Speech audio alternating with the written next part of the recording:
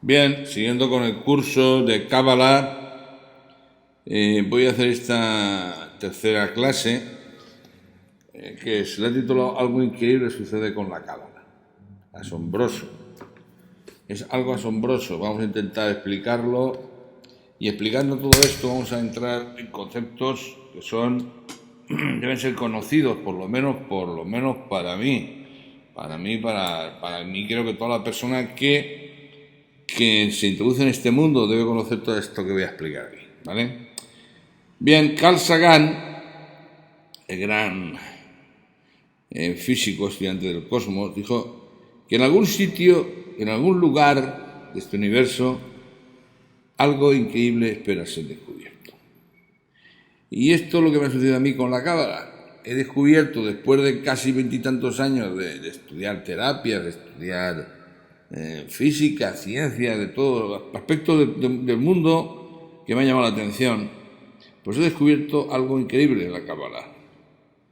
La Torá, los 5 libros de Moisés, el Pentateuco de la Biblia, fue escrita en arameo, muy parecido al hebreo.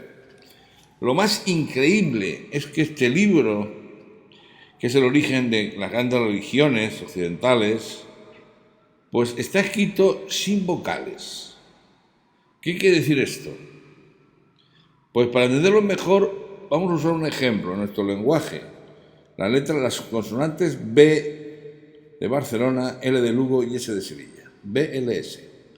BLS, según las vocales que introducimos, pues tiene un sentido de expresión, de definición de un objeto distinto. Por ejemplo, la dicen bolsa, bilis, balas, bolos, bueno, y así podríamos decir varias más, ¿no?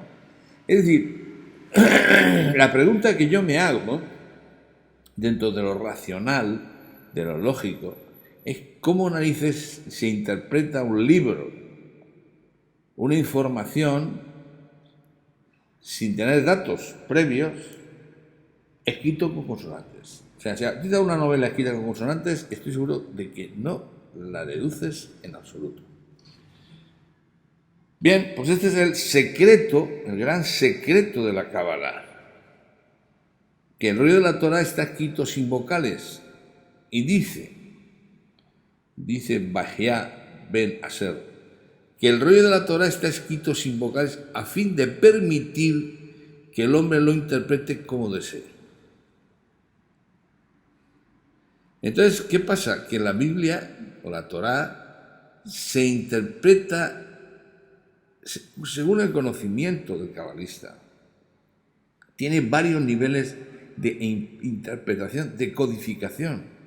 Y esto, a luces racionales, es alucinante. Es decir, si no fuera por lo que hemos comprobado en multitud de ocasiones de las letras hebreas, esto no tendría sentido. O sea, no hubiera llegado donde ha llegado la Cábala. Es decir, las consonantes sin vocales soportan múltiples interpretaciones. Es cierto, es decir, aquí tienen unas vocales y fijaros la cantidad de interpretaciones que reflejan.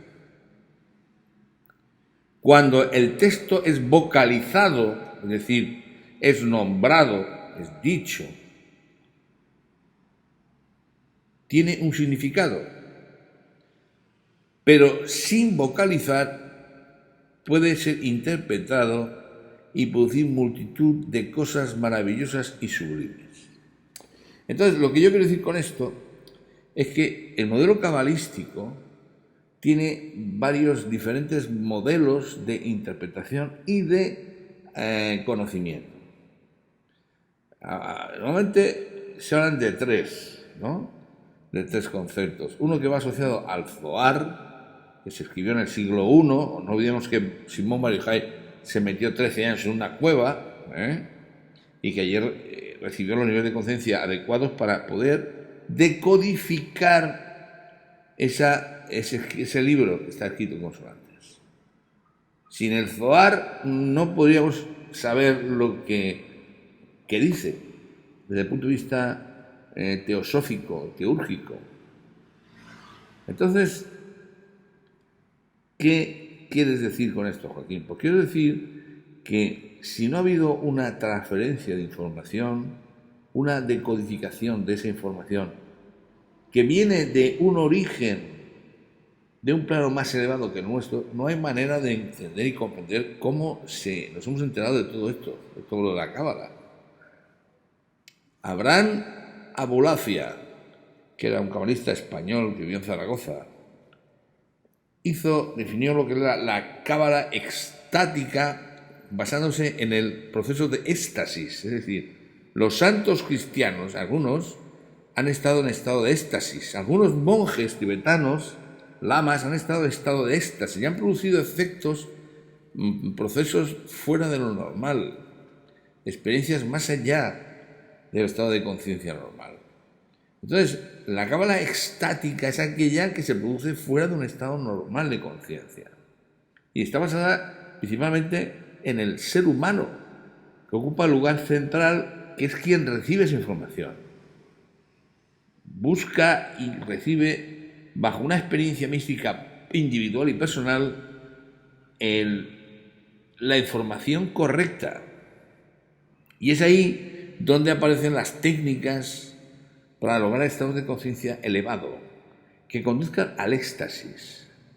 Movimientos del cuerpo, ritmo de respiración, técnicas de lenguaje, de cambio de palabras. Bien, por último estaría la cábala mágica, práctica o talismánica, que yo, no tengo ningún interés en ella.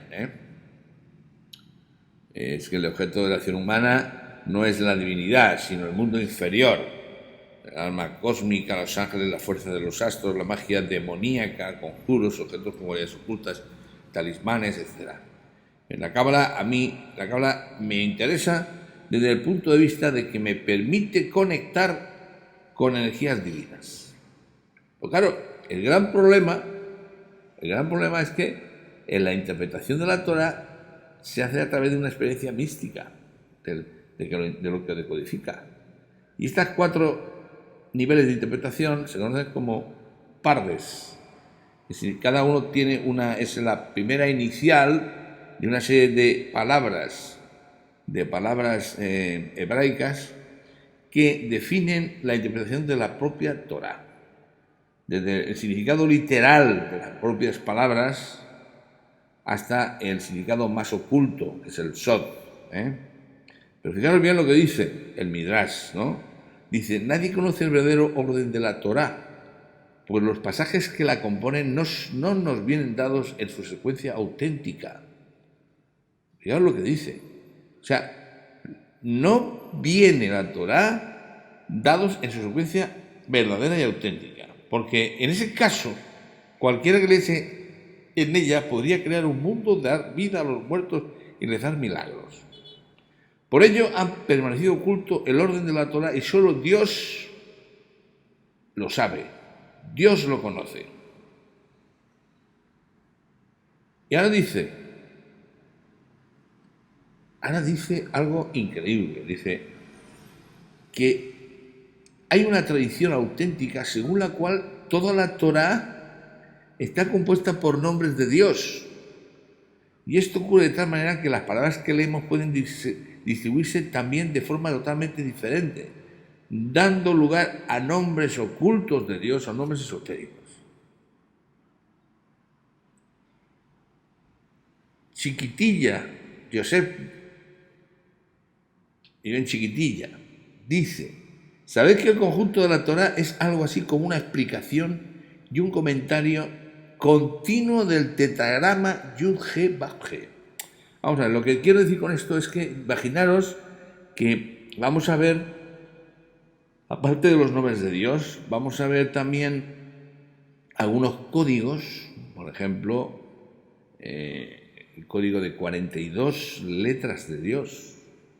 El nombre de Dios tiene 42 letras, que corresponde a la Navejoa. Y luego veremos el nombre de Dios que tiene compuesto de 72 letras. No palabras, sino letras. Que tienen un poder de conexión y de elevación de conciencia brutal. Solamente es posible meditar esas palabras, esos códigos, cuando uno está muy avanzado a nivel de cábala. Entonces, ¿qué estoy diciendo? Estoy diciendo que el máximo nombre de letras de Dios es la propia Torá. Es imposible que nadie pueda manejar la Torá como una secuencia de letras de un nombre de Dios. El nombre de Dios en la Torá, que son 5 tomos, pues correspondía a un nombre larguísimo, de miles de letras hebreas. Las letras hebreas, lo bueno que tiene es que está compuesto el lenguaje hebreo de 22 letras. Y esas 22 letras nos permiten a nosotros estudiar, evaluar y evolucionar toda la información que hay oculta dentro de la propia Torá. Existe una base de estudio del razonamiento basado en el Zohar, basados en los comentarios a ese libro. El Zohar realmente son comentarios a la Torá. Y lo que dice realmente es que Dios, antes de crear este universo, creó la Torá. Creó como una guía de creación, ¿no? Y dice, leyendo la Torá voy a hacer lo que he puesto. Hágase la luz, y creó la luz. De esta manera fue creado todo el mundo. Nada que estaba todavía establecido se creó hasta que decidió crear al hombre para que pudiera estudiar la Torá, y gracias a esto el mundo pudiera mantenerse con firmeza. Así, mientras concentras tu mente en la Torá y te adentras en sus profundidades, estás manteniendo la existencia del mundo. Por eso es bendito aquel que se dedica al estudio de la Torá, sea a través del Zohar o no, porque es el guardián del mundo. Bien, entonces el verdadero oficio, el verdadero objetivo del ser humano aquí en la tierra, según la Torá, es estudiar el Zohar, estudiar la Torá. Pues cuando haces esto, te dedicas a mantener la existencia del mundo para todos los seres humanos y todas las seres que lo habitan. Es decir, tú eres un canal que recibe y da energía divina. Y esto hay que hacerlo de una forma constante y continua. El problema surge cuando tú esto no lo sabes ni te das cuenta de ello. Y entonces no lo ejecutas.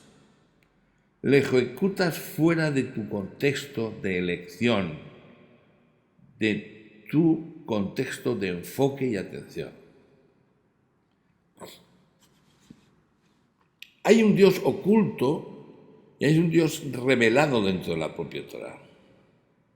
Hay un principio único y eterno, la única realidad que es la causa de todo lo que es, fue o será. Y esa causa, identificada como el Padre Creador, los cabalistas le dan el nombre de En Sof, que es lo infinito, lo oculto, la infinitud desconocida e inabarcable. De esa causa primera, por propia emanación, por expansión, surgen las 3 primeras esencias, Sefirot, que son manifestaciones del ser, ese ser oculto, creador, Padre. 2 se oponen y se complementan, y la tercera las equilibra. Keter, Jomá y Binah. De estas 3 Sefirot superiores o procesos superiores surgen las 7 restantes, que constituyen el modelo arquetípico de todo lo que está llamado a existir, árbol sefirótico. De estas definiciones que estamos hablando, se establece que todo el universo está creado con el árbol sefirótico como patrón de creación. Y esto es muy importante tenerlo en consideración. O sea, el patrón de creación es el árbol sefirótico, que está incluido dentro de la flor de la vida. El cosmos entero, el universo entero, surge de este plan de emanación o manifestación, que se conoce como macrocosmos. Y al crear el hombre, se crea un reflejo de ese macrocosmos dentro de su interior, el microcosmos. ¿Por qué? Porque contiene y refleja la imagen de ese universo que corresponde a la propia divinidad del Padre Creador. Y ambos, macrocosmos y microcosmos, están sometidos a las leyes divinas. Las leyes divinas, el ser humano las tiene que adivinar, las tiene que conocer a través de su propio ser interior. O sea que la acción humana en el mundo inferior, en el mundo interior, repercute en el superior. La función teúrgica del hombre es producir efectos benéficos en los mundos superiores. De modo que el flujo divino que fluye toda la creación sea abundante y la sostenga. Y si no lo hace así, crea un tikkun, una acción de corrección y reparación de sí mismo. Bien, entonces toda esta conversación que estoy diciendo yo en voz alta se debe resumir en algo que es increíble, que la propia interpretación de la Cábala debe haber sido canalizada o transmitida por alguien, en este caso el propio ser creador, porque habló con Abraham y habló con Moisés, y para los cristianos Jesús lo representaba a él mismo, y el hecho de que sus combinaciones funcionen y sus meditaciones también aportan una realidad que desde el punto de vista racional no tiene explicación lógica. Por eso dicen que si no se estudia a partir de los 40 años te puedes volver loco. Porque es que cuando te das cuenta de esto, si no admites que detrás de esto hay una información transmitida de origen celestial o divino, no puedes seguir estudiándolo. Si no entiendes que las letras hebreas tienen un poder especial, son contenedores divinos, es una tecnología desconocida hasta ahora, que los hebreos la han mantenido como pueblo elegido de forma desde hace 5.780 años. No se entiende. Pero es que yo reconozco mi incredulidad ante este hecho. ¿Por qué creo en la Cábala? ¿Por qué me veo influenciado por la Cábala? Porque yo ya lo he hecho en algunas conferencias. He hecho un experimento con mi propia conciencia y la de los demás. Y he comprobado cómo la letra hebrea, el ego, la persona, no la entiende. No sabe hebreo, no la entiende. Pero ¿quién entiende esa letra hebrea? ¿Quién reacciona? El alma nuestra. Lo que nosotros somos realmente. Hemos sido creados por las letras hebreas. Y eso, hoy día, yo lo puedo comprobar mediante la utilización de las técnicas que he desarrollado. Que son técnicas muy sutiles. No confieren una exactitud científica. Porque no hay aparatos que puedan medir lo que yo puedo medir. Porque el verdadero aparato lo tengo yo en mí. Yo soy una máquina biológica, una máquina que tiene una concepción, vamos, ¿no? El que me ha creado sabe lo que ha hecho conmigo. Y yo no sigo sin entender todavía cómo tantos sistemas interaccionan unos con otros de forma tan perfecta que yo pueda vivir día a día en este universo. Bien, entonces, las letras hebreas representan, por un lado, los ladrillos de la creación de Dios. O sea, Dios crea con las letras hebreas. Y por otro lado, representa energías que constituyen esa creación, pero asociados a números, a combinaciones de letras, a variaciones, a permutaciones. O sea, se relacionan con unas matemáticas sagradas conocidas como gematría. De tal nivel, estas matemáticas son de tal nivel matemáticas que hay cabalistas que toda su vida se dedican solamente al estudio de la numerología asociada.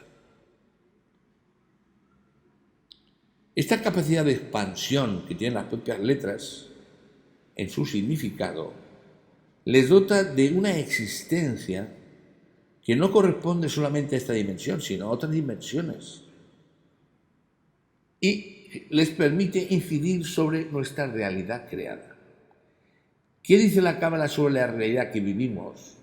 Que hay entidades astrales inteligentes que influyen en nuestro entorno, en nuestro sistema de realidad. Pues las letras, esas entidades están construidas también con letras hebreas. Si nosotros conocemos su combinación, podemos saltarnos su influjo, saltarnos la existencia de esas manifestaciones controladoras.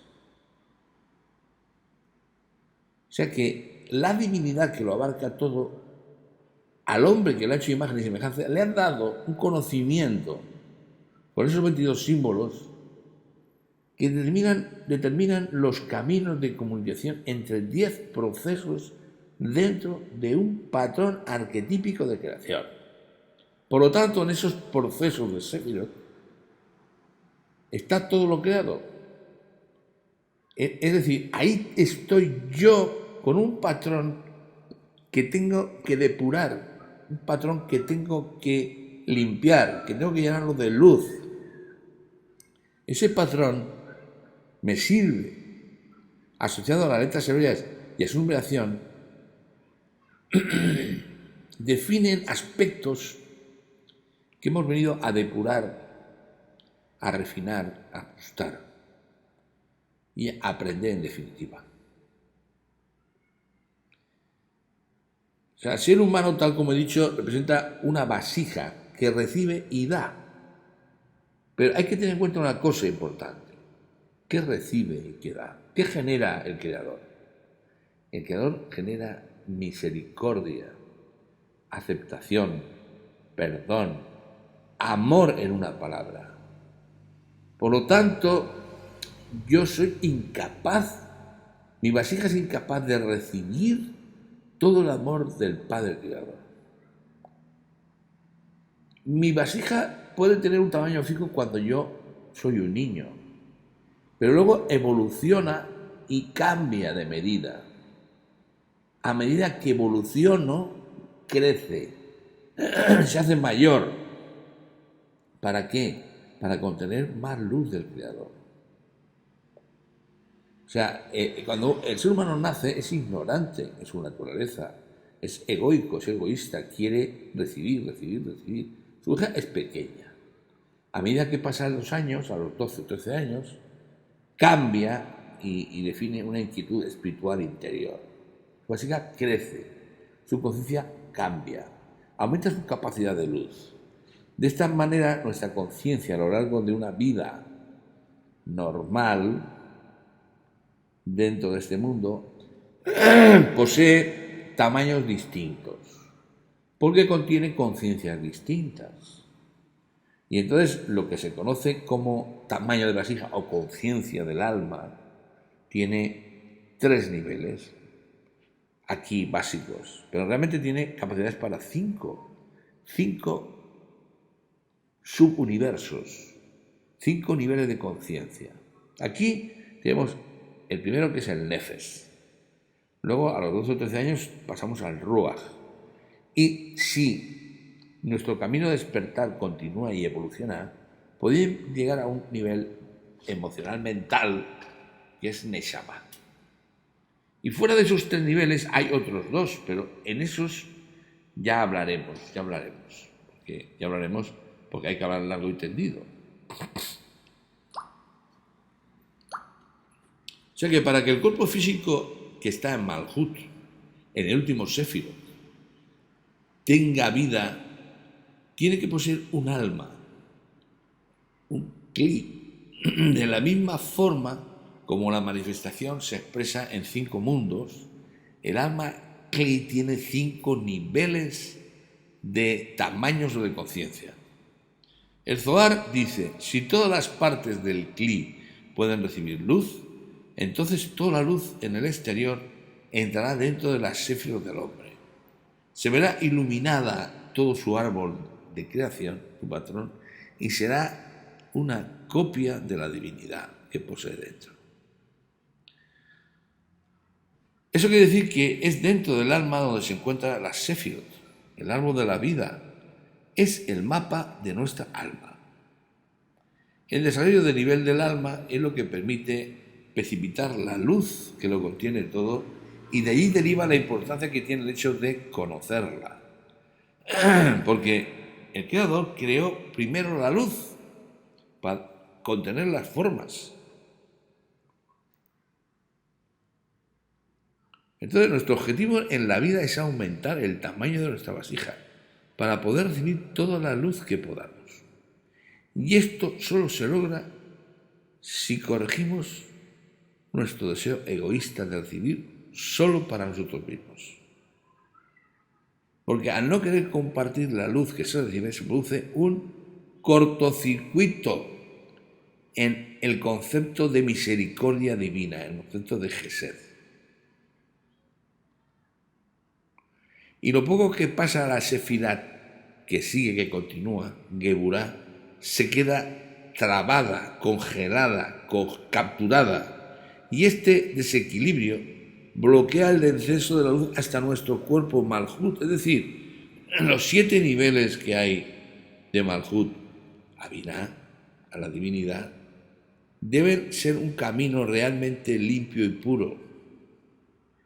Y el Zohar nos brinda la sabiduría, el conocimiento del método para poder recibir esa luz en nuestro cuerpo.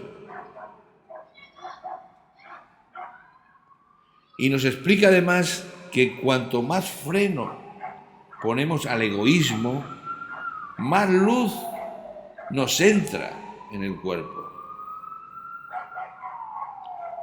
Y una cosa importante, ya que estamos hablando de esto, es entender que esto funciona de abajo hacia arriba. El retorno al Padre consiste en frenar el egoísmo que nos impide subir hacia Él. Es, para que lo tengáis claro, como si tuviéramos que llenar un vaso de agua, pero que está vacío. El más vacío, lógicamente, si llenamos de agua o de luz líquida el vaso, primero se llena el fondo y solo cuando se llena te la bebes, es decir, sube hacia arriba.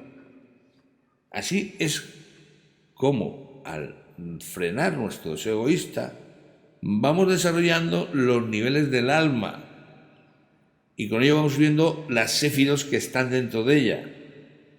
Vamos barriendo, limpiando, purificando los 7 séfiros que nos permiten llegar a la divinidad, a la primera de la tríada, a la Binah.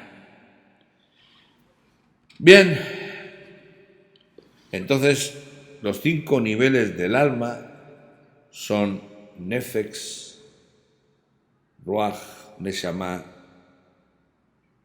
Chaya y Yesida. Bien, la más baja es Nefesh y la más alta es la Yesida, que sería la que nos permitiría estar integrados con el propio Padre Creador. El Ruach se traduce como aliento porque es a partir de ese aliento, de ese influjo de despertar, donde comenzamos a ser responsables de nuestros actos y ya sabemos que por el propio verbo podemos crear, manifestar acciones, hacer daño, mentir, decir la verdad. Dentro de nuestros objetivos espirituales está el hacer que este nivel descienda y se imponga sobre el nivel Nefex. Es como el segundo nivel del vaso de agua que se está llenando. El tercer nivel es Neshama, que es un nivel de iluminación, y esto se logra individualmente a través de la absoluta corrección del deseo egoísta. Yo lo defino como el paso del yo a nosotros. Cuando tú eres feliz, si los demás son felices, estás en Neshama. El nivel de Neshama nos convierte en personas que recibimos para dar permanentemente, cobrando o sin cobrar. Es que me da igual. Yo quiero que seas tú feliz para que tu reflejo se refleje en mí y yo reciba esa felicidad. El nivel de Hayá es un nivel de alma colectivo. Es el ensamblaje de todas las piezas de rompecabezas. Es la consciencia mesiánica colectiva. Es el Mesías ejecutándose. Y el último nivel, la Yejida, es el regreso a casa, el retorno a la luz del Padre. Mi Padre y yo somos uno, decía Jesús. Jesús tenía los 5 niveles integrados en él. ¿Cómo no iba a hacer milagros? ¿Cómo no iba a curar y a sanar? ¿Cómo no iba a perdonar los pecados? Por favor. Lo anterior nos deja claro que nuestro trabajo actual, en donde debemos concentrarnos, está en atraer el nivel de Ruach para corregir en Neshama. Para terminar, cito al Zohar que dice, dado que Malhut es absolutamente egoísta, solamente podrá ser corregida si se le entrega el atributo de Binah, el del Creador. Otorgamiento sin recepción es dar sin recibir. O sea, tu misión en esta vida para corregir tu posición es no ser egoísta. Dar sin recibir, sin esperar recibir nada a cambio. ¿Cómo llamamos a esto? Dar sin recibir nada a cambio. ¿Qué otra palabra usamos para representar esta acción? Amar. Amar de forma totalmente distinta de cómo amamos. Amar con un amor sin condiciones, amor incondicional. Ese es el atributo del altruismo absoluto, del otorgamiento desinteresado, del dar de forma desinteresada, simplemente sintiendo que te hago feliz, que te doy felicidad, que aporto en tu vida algo que no te lo puedo dar nadie más que yo, que soy el reflejo de mi divinidad. Recibir tal deseo, tal atributo, equivale a elevarse hasta el nivel de Malhut, hasta el nivel de Binah. Hoy estamos en ese proceso. Muchos de los que estudiamos Cábala o estudiamos otras cosas, estamos saltando del mundo de Malhut hacia el mundo de Binah. Saltando el Zeirampin, el mundo del deseo, el mundo astral de la mentira, de la manipulación. Y esto también nos da un argumento adicional para ser perseverantes en la conexión de los viernes por la noche. Yo medito mucho los viernes por la noche, porque ese día se abre el puente para elevar a Malhut a nivel del Binah. Esta revelación es un regalo del universo para el ser humano. Que sepáis que a partir de los viernes, en vez de los de fiesta, si meditáis, generáis un puente, un cable, lanzáis un enganche a Binah, al mundo de la divinidad. Bien, casi por este dicho, vale la pena haber hecho esta conferencia. Luego, el Zohar, que hay que estudiarlo.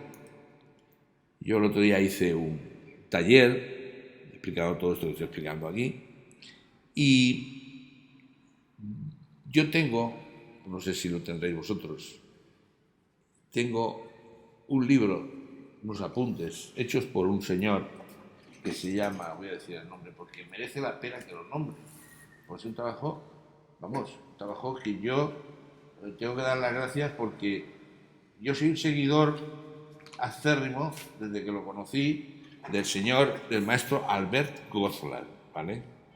Claro, 258, 270 vídeos, una barbaridad. Él ha hecho una cosa que yo no conozco a nadie que lo haya hecho, que se ha comentado todo el Zohar. Todo el Zohar se lo ha comentado en vídeos de 1 hora, con meditaciones, con todo. Y temas muy complicados. O sea, 250 horas...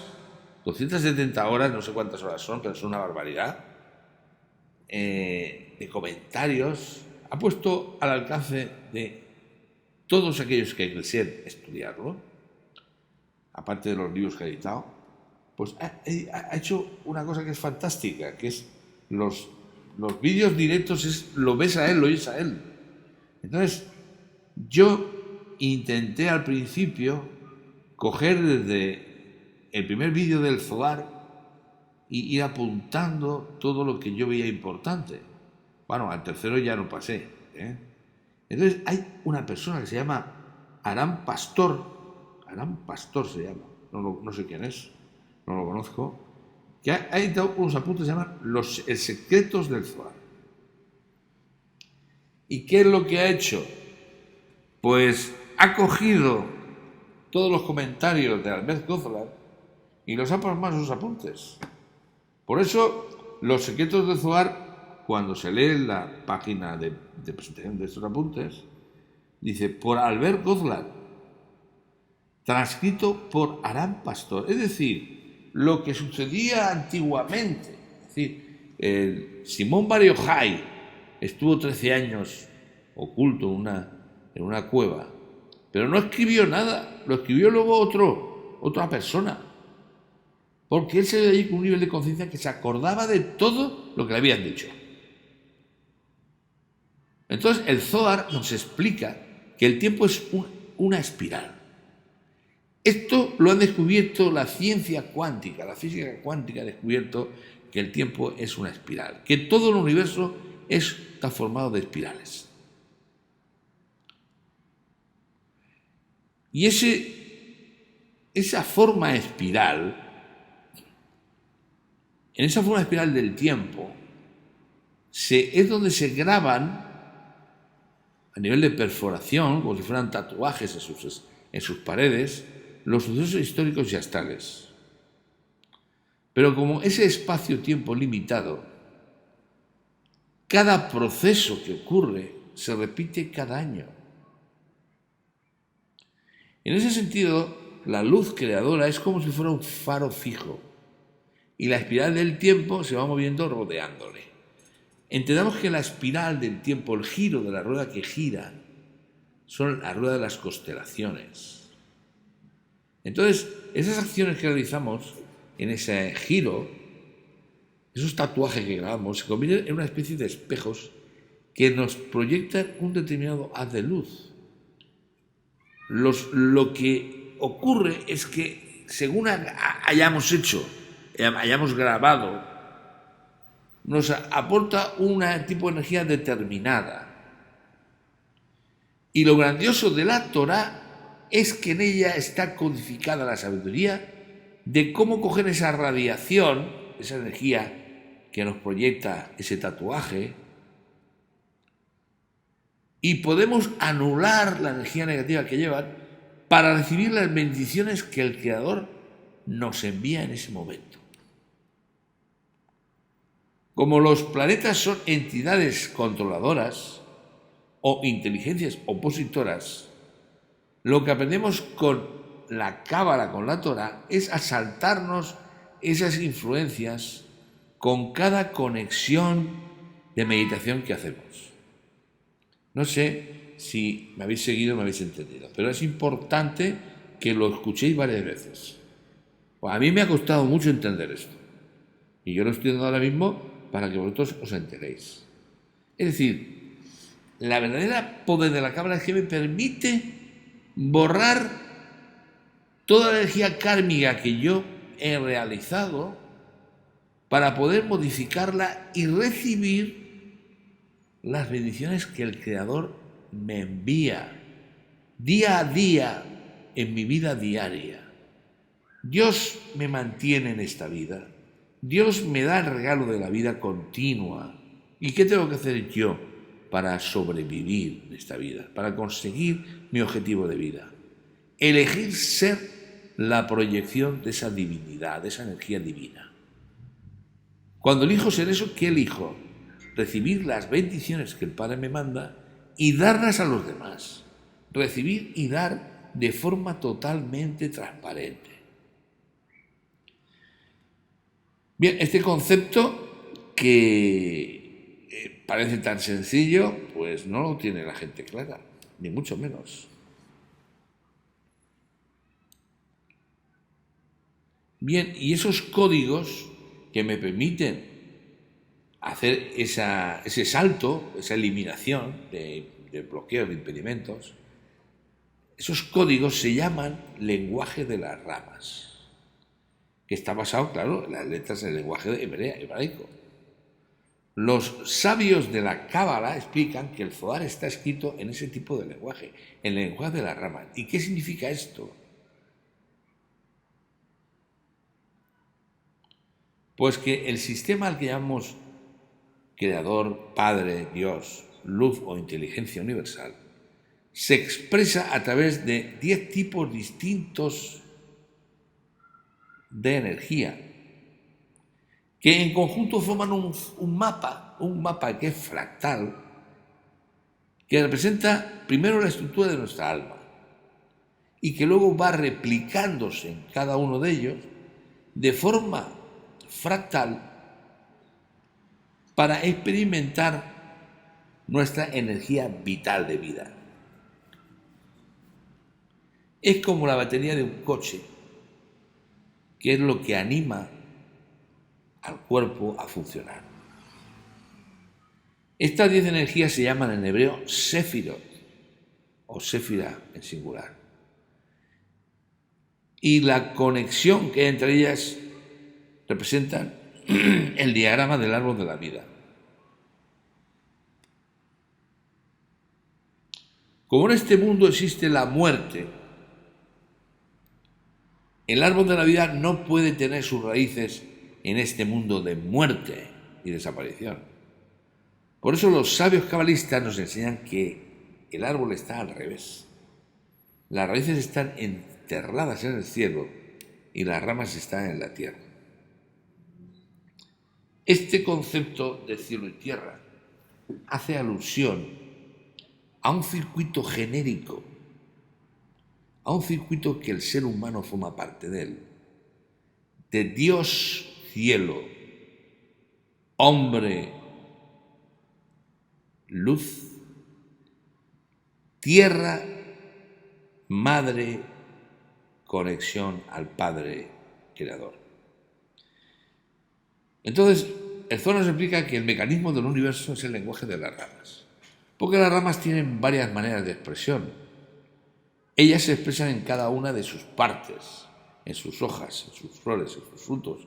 Son a su vez la expresión de lo que está a la raíz. Es decir, fractalizan la materia en representaciones materiales.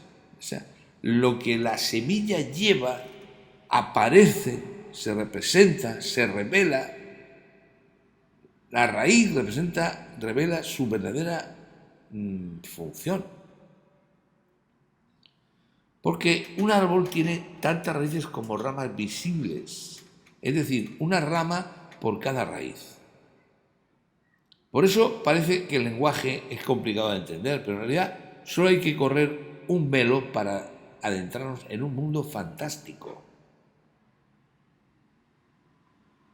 Este velo es como muchas cosas nuevas, da cierto miedo adentrarse en él. Por eso solo nos atrevemos a atravesar ese mundo cuando ya estamos hartos de una vida vacía y sin sentido. Una vez que nos adentramos en él, ya no podemos volver atrás, porque comenzamos a entender el universo en su verdadera manifestación. Fijaros qué regalo, ¿no? ¿Por qué la gente estaba con la cabra loca?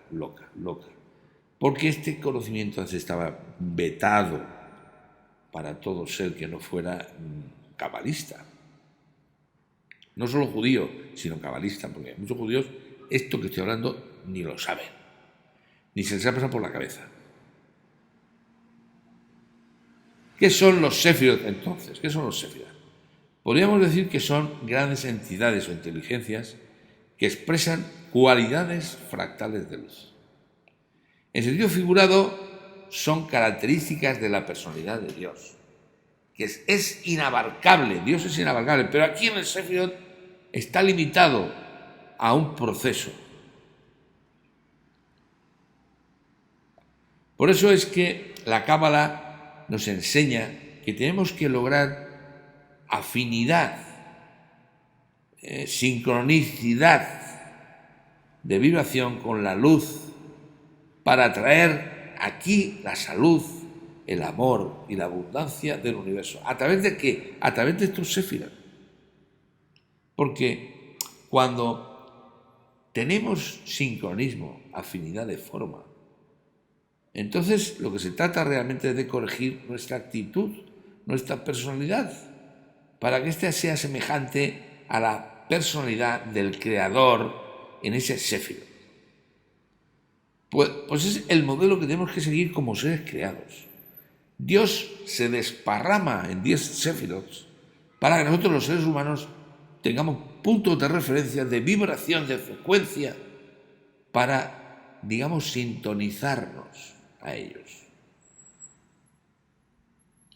Para lograr este objetivo solo hay un punto de referencia. Se llama Torah, la cual nos enseña por diferentes vías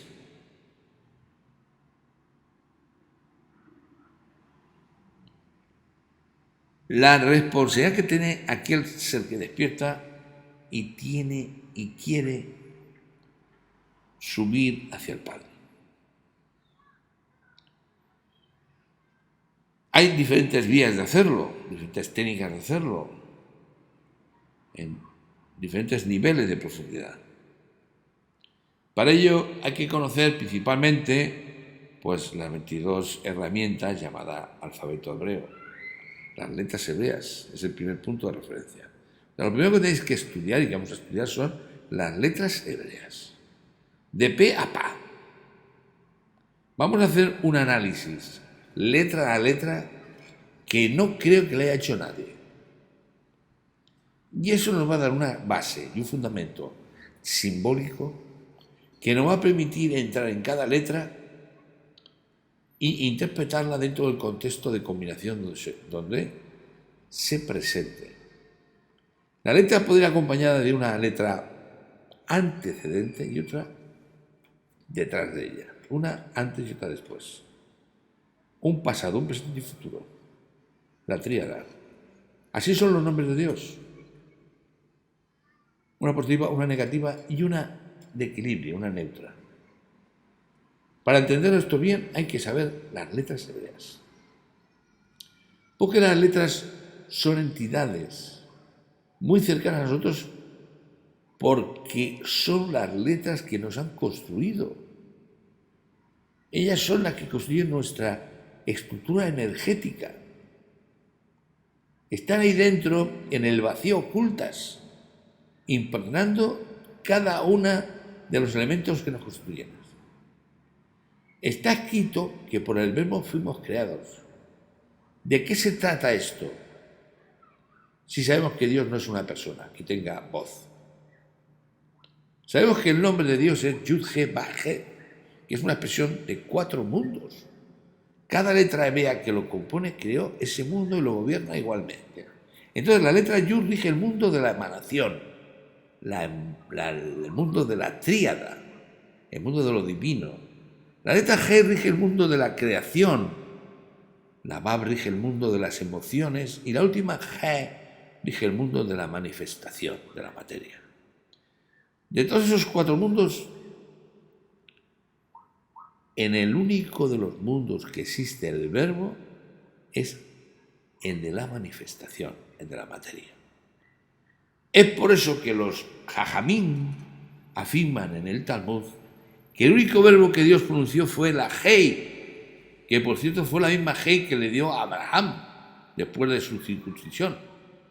A partir de allí las letras hebreas, dirigidas por una inteligencia superior, construyeron todo lo que existe.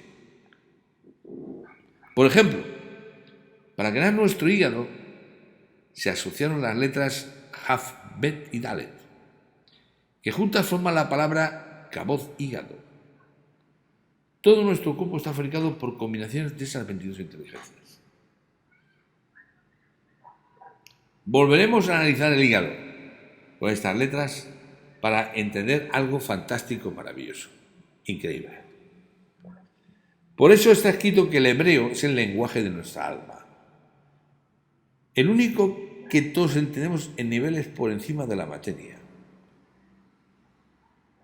Yo lo he repetido y lo vuelvo a decir, tengo una comprobación hecha de que el alma interpreta el lenguaje hebreo. Aquí en Malhut el hígado es solo un órgano con una función biológica. Bueno, realmente tiene más de 500 funciones. Pero según el maestro Baal HaSulam, el hígado tiene la función espiritual de almacenar o portar del nivel nefes del alma, que es el nivel animal.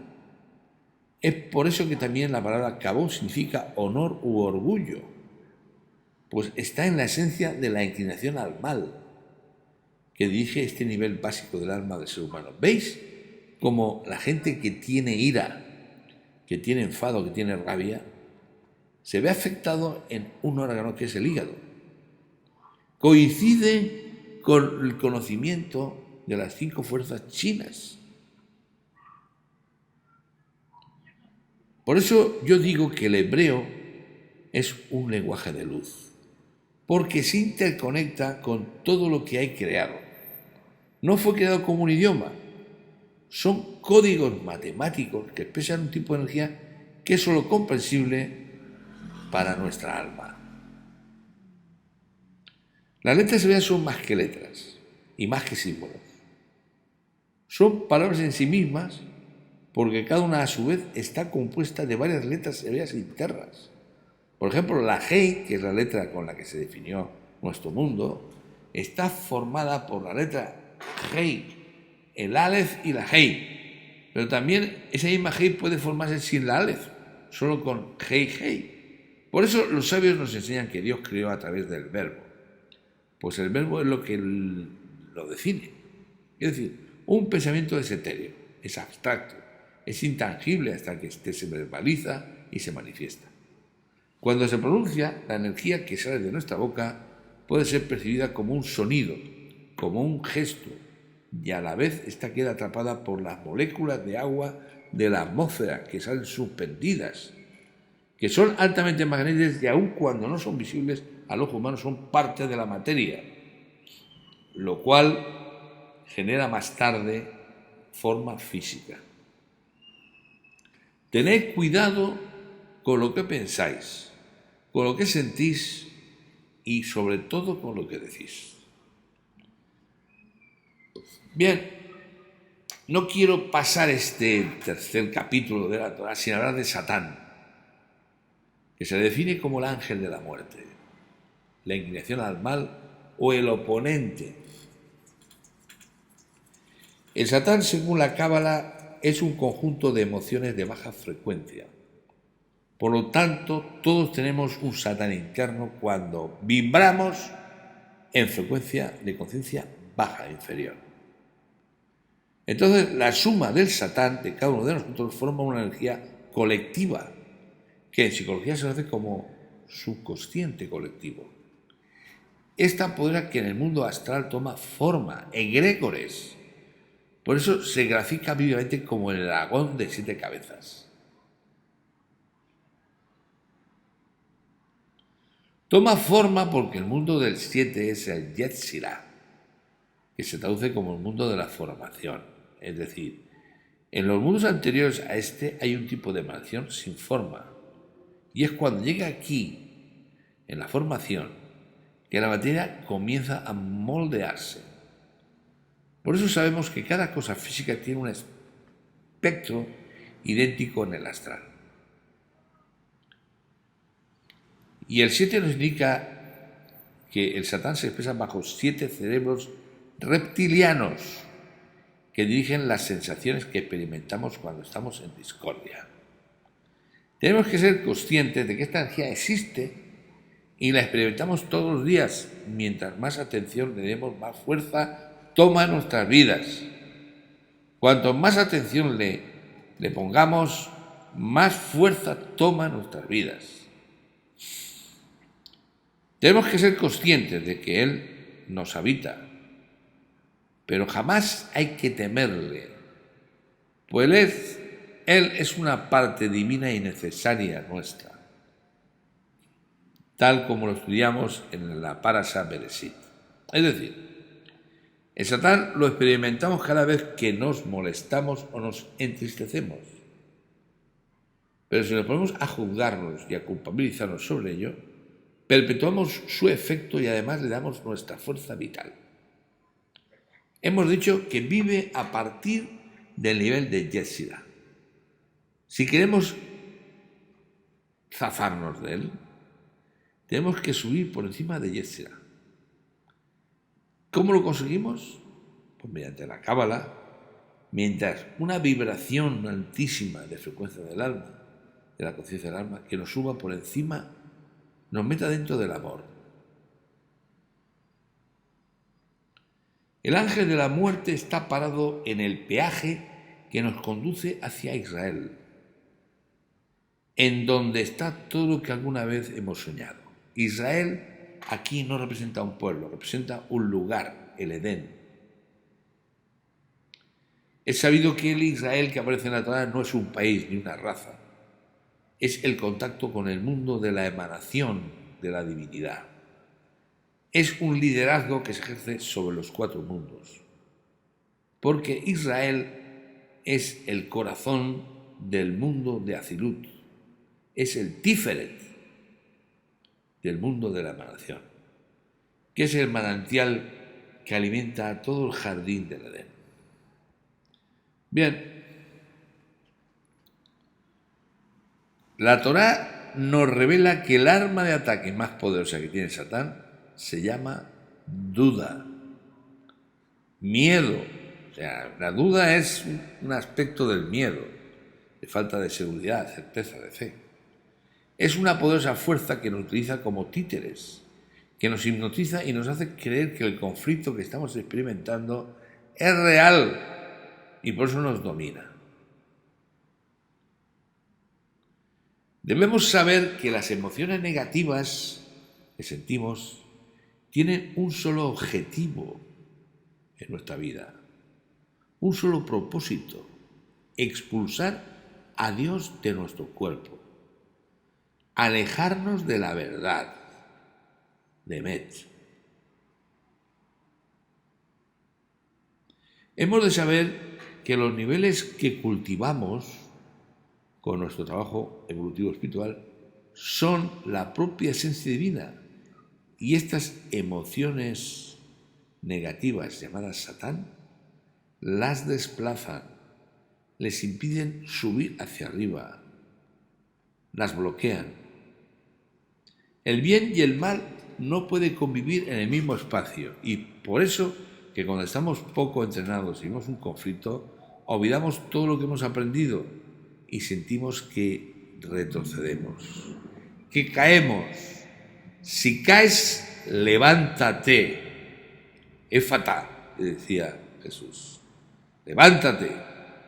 En un grito imperativo de orden, levántate porque tienes el poder de la divinidad del Padre dentro de ti. Tenemos que hacer todo un trabajo de concienciación para regresar a la normalidad, al camino de luz, de evolución en el que estamos inmersos mucha gente, para regresar al Padre, a ese nivel emocional que está por encima de esas fuerzas negativas. Lo que sucede cuando hacemos Teshuvá es que rectificamos nuestro conflicto, purificamos el espacio, esterilizamos la vasija para que regresen las bendiciones del Padre, la divinidad a nosotros. Perdonar y ser perdonado es fundamental en este camino de evolución. Y hemos de tomar acciones que eviten las emociones negativas, que no se anclen en nosotros. Evitar el enfado, evitar el juicio, evitar todo aquello que nos hunde. Y la buena noticia es que, ya la sabéis, Satán solo vive en las emociones. Por encima de ellas no existe. Lo grandioso de las letras hebreas es que son parte de los mojín de Biná, en que la Séfira madre, la que está encima de ellas, contiene el conocimiento y la sabiduría para poder sobrellevarlo, vencerlo. Por eso las letras hebreas son la vacuna de inmunización contra Satán. Ellas transportan la energía que emerge de Biná para poder bañar con conocimiento a esos niveles rústicos que son contaminados por estas fuerzas negativas. Otro concepto que quiero hablar, que también nos impide la evolución dentro de la Cábala, es el pan de la vergüenza. Se habla mucho en Cábala del pan de la vergüenza. Se llama así a todo aquello que se recibe sin merecer lo que se recibe. Es decir, yo, vamos a ver, podía estudiar una carrera de médico, para entenderlo, que lleva 7 años, prácticas, estudios, evolución, profundidad, experiencias, y habría otro que podría recibir el título sin hacer nada. ¿Qué médico elegiría yo para que me cuidara, para que me tratara? ¿Aquel que ha pasado la carrera, la experiencia, porque se merece el título que ha recibido? ¿O este que le han dado el título por la gracia divina? Yo el otro. Y además, aquel que recibe el título siente vergüenza. Además, es capaz de operar, es capaz de dictaminar, es capaz de recetar, pero si no tienes ni idea, no sabes nada. En lo más profundo de usted sabe que está en la mentira. La vergüenza es la mentira, no estás en la verdad. La vergüenza se siente en el momento de decir algo que no te pertenece, que no te has ganado, que no te lo mereces. Existe una vergüenza por recibir de la mano de alguien sin tener los méritos suficientes para poder recibirlo. Si entiendes este principio, que es básico, nuestra vida se transformará. Este principio está registrado en el ser humano desde el Bereshit, desde el nacimiento del universo, y constituye la esencia de la creación de este mundo. Pues estamos aquí construyendo nuestras almas. Estamos aquí experimentando y aprendemos y sufriendo y en caos y sufrimiento para entender, construir nuestras almas, nuestra vasija. Llegamos a este mundo con el nivel de Nefesh. Entonces, es a lo largo de toda una vida de méritos, de sufrimientos, de caídas, de levantarnos, en la que ganamos las partes adicionales que están suspendidas para elevarnos a niveles superiores. Es esto lo que nos da el poder de reinar sobre el mundo. Es esto lo que nos va a permitir, cuando lleguemos al final del trayecto de este curso, de esta vida, poder saltar al otro nivel y decirle al Padre: gracias, Padre, porque me has permitido aprender, acercarme a ti, paso a paso, medida a medida. Como estudiantes de Cábala tenemos que entender que todo lo que podemos lograr en este mundo depende del nivel del alma al que accedemos. Y es por eso que trabajamos arduamente para conectarnos con los mundos superiores. El que más tiene, fijaros bien, el que más talentos tiene, debe poner su nivel de elevación en servicio de los que tienen menos. Amar al prójimo como a ti mismo. Pero en ningún caso el que tiene menos debe ponerse su nivel al servicio de los demás. Todo es producto de ley de causa y efecto. pero la causa y efecto van en una dirección única de elevación. Por eso, la vergüenza de la que hablamos se origina por primera vez ¿en dónde? En Adán. En Adán, ¿por qué? Porque Adán le dice a Dios en el Génesis: estaba desnudo y me escondí.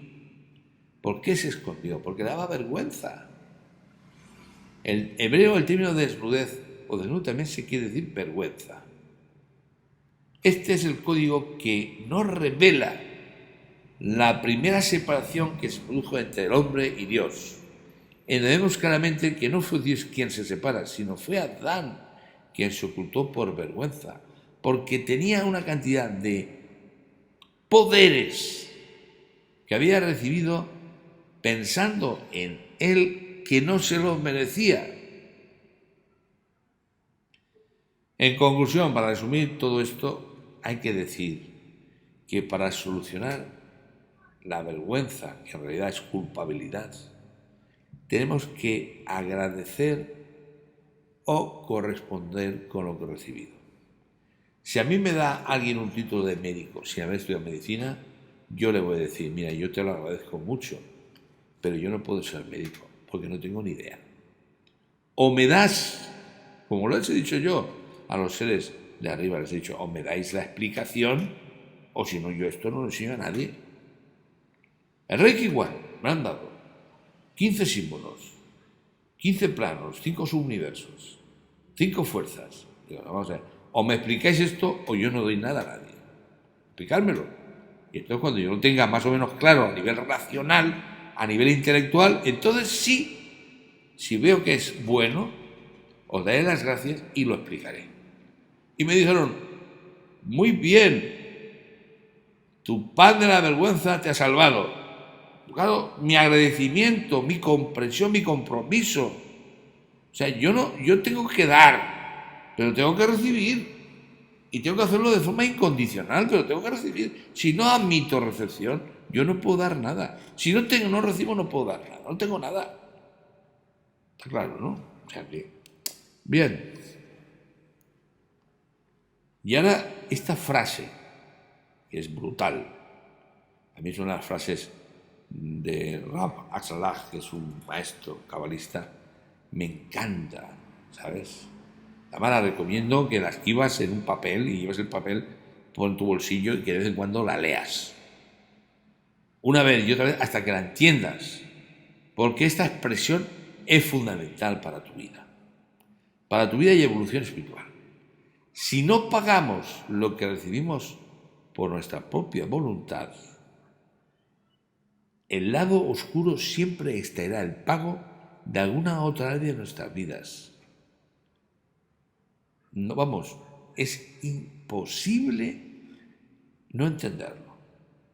Si no pagamos lo que recibimos por nuestra propia voluntad, el lado oscuro siempre extraerá el pago de alguna otra área de nuestras vidas. Bien, no se trata de pagar con dinero, pagar con agradecimiento, pagar con gratitud, pagar con compromiso, pagar con dando lo que has recibido. Si no pagamos lo que recibimos por nuestra propia voluntad, el lado oscuro extraerá el pago de alguna otra área de nuestras vidas. Tenemos que aprender a ver el dinero como un medio de hacer y no como la finalidad de nuestras vidas, de tener. Hacer y no tener. Porque tener dinero tiene mucha gente y está sumida en la catástrofe de sus vidas. Están arruinados. Es importante entender que recibir sin dar nos aleja del Creador. Y dar nos acerca. Por eso dice que el Génesis, que fuimos hechos a imagen y semejanza del Creador. Porque debemos recibir y dar.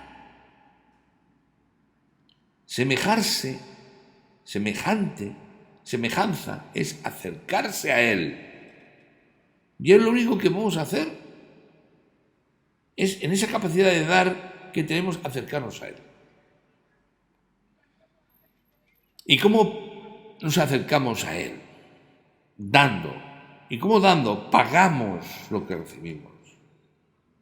Con nuestra propia voluntad, nuestra propia forma de vida, nuestra forma de expresión de la verdad, de la veracidad.